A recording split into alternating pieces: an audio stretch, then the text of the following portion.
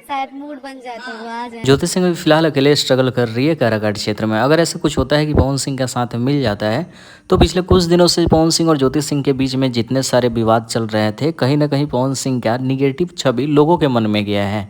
अगर पवन सिंह आते हैं ज्योति सिंह के चुनाव प्रचार में एक दिन का भी समय निकालकर, वो चीज़ें अचानक से हो या फिर पवन सिंह पब्लिकली बताकर आए, तो पवन सिंह के लिए जितने सारे लोगों के मन में निगेटिव छवि है एक दिन में वो गायब हो सकता है। क्योंकि अगर पवन सिंह के फैन हो, इस चीज़ को मानो या मत मानो, इस चीज़ को एक्सेप्ट करो या मत करो, आसपास के लोगों से पता चलता होगा कि कहीं ना कहीं पवन सिंह को लेकर बहुत सारे लोग अपनी बातों को कहते हैं और कहीं ना कहीं 80-70% लोग निगेटिव बातों को ही बोल रहे हैं ज्योति सिंह और पवन सिंह के मामले में। अगर पवन सिंह जाते हैं चुनाव में तो ये कहीं ना कहीं पवन सिंह अपनी छवि को बहुत अच्छे से एक बार फिर से ठीक कर लेंगे। खैर, ज्योति सिंह ने भी उम्मीद लगाकर बैठी है, कई इंटरव्यू में बोल चुकी है कि उनका मूड बन जाए या फिर आ जाए तो मेरे लिए चीज़ें आसान हो जाएगी।